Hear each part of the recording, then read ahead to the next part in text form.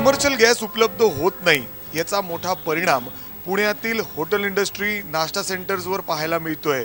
आता मी पुण्यातील प्रसिद्ध जोशी वडेवाले यांच्याकडे आलेलो आहे आणि इथं जर आपण बघितलं तर गॅस उपलब्ध होत नाही म्हणून पर्याय व्यवस्था या ठिकाणी तयार केली जाते। एवढंच काय तर अनेक जे त्यांचे फ्रँचायझी आहेत ते देखील या ठिकाणी बंद करण्याची वेळ आलेली आहे। काही बंद झालेले आहेत तर काही बंद होण्याच्या मार्गावर आहेत, परंतु या ठिकाणी त्यांनी आता हळूहळू इंडक्शनवर शिफ्ट होण्यासाठी या ठिकाणी सुरुवात केलेली आहे। आपण जर बघितलं तर त्यांच्या किचनमध्ये जिथं वडे तळले जातात सर्वसामान्यांच्या ताटात, अर्थातच बरेच लोक वडापाव हे सगळं खाणं पसंत करतात। आपल्यासोबत जोशी वडेवालेच आहेत। दादा, किती फ्रँचायझी सध्या बंद आहे आणि कसा पर्याय तुम्ही निवडलाय? आता आपल्या टोटल 65 आउटलेट आहेत, त्यातल्या 2-3 आउटलेट्स आम्ही आत्ता सध्या बंद ठेवलेले आहेत कारण गॅस अजिबात मिळत नाही आहे। पण तरीसुद्धा आम्ही असा प्रयत्न करतोय की त्यांनासुद्धा वड्याची भाजी आमच्याकडनं किचनमधून जाईल का असा काही सप्लायचा पर्याय आता आम्ही शोधतोय। काही ठिकाणी कोळशाच्या भट्टी, काही ठिकाणी इंडक्शनच्या भट्टी, अशा प्रकारे आता आम्ही काम चालू केलेलं आहे। म्हणजे आता 4-5 जे आहेत ते फ्रँचायझी सध्या बंद आहेत तुमच्या? ते बंद आहेत, पण ते दोन दिवसात तरी आम्ही पुन्हा चालू करणार आहे कारण आमचे रोजचे खर्च खूप आहेत। मुलांचा पगार आहे, माझ्याकडे जवळजवळ सगळे ब्रांच मिळाले तर 250 ते 300 कामगार वर्ग आहे, मला त्यांना सांभाळायचं, मला त्यांची सुद्धा सगळं बघायचं आहे। त्यामुळे मला बंद ठेवणं पुढे पर्याय नाही आहे, काही ना काही करून आम्हाला ते चालू ठेवायचंच आहे। खर्च काही बदल होतो का? आता तुम्ही इंडक्शनवर शिफ्ट झालेला आहात, याच्यामुळं काही?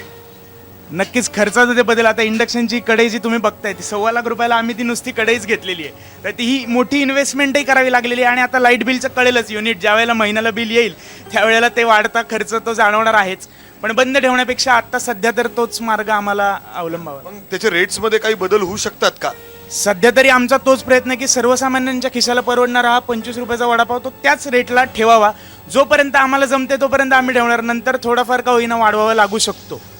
काही वेळ जास्त लागतो का? तेवढंच लागतोय काय? वडा तळायला थोडासा निश्चित वेळ जास्त लागतोय, वड्याबरोबरच तेल सुद्धा महाग होतंय। म्हणजे जो डबा कीर्ती गोल्डचा आम्हाला 1900 रुपयाला मिळायचा तो आज 2200-2300 रुपयाला मिळतोय। सो तेलाचे सुद्धा रेट वाढलेले आहेत, जेमिनी असेल कीर्ती गोल्ड असेल, कारण आपण ब्रँडेड तेल वापरतो त्यामुळे त्याचे भाव वाढल्यामुळे आम्हाला सध्या चटका बसतोय, पण जोपर्यंत स्वस्त येईल तोपर्यंत सोसणार। आपण जर बघितलं तर इलेक्ट्रिक इंडक्शनवर सध्या या ठिकाणी या वडापाव या ठिकाणी तळले जात आहेत। अर्थातच काही रेटमध्ये पुढं भविष्यात बदल होऊ शकतात। सर्वसामान्य नागरिकांना हा वडापाव सहजपणे मिळावा, त्याच दरांमध्ये मिळावा हे प्रयत्न या ठिकाणी आहेत।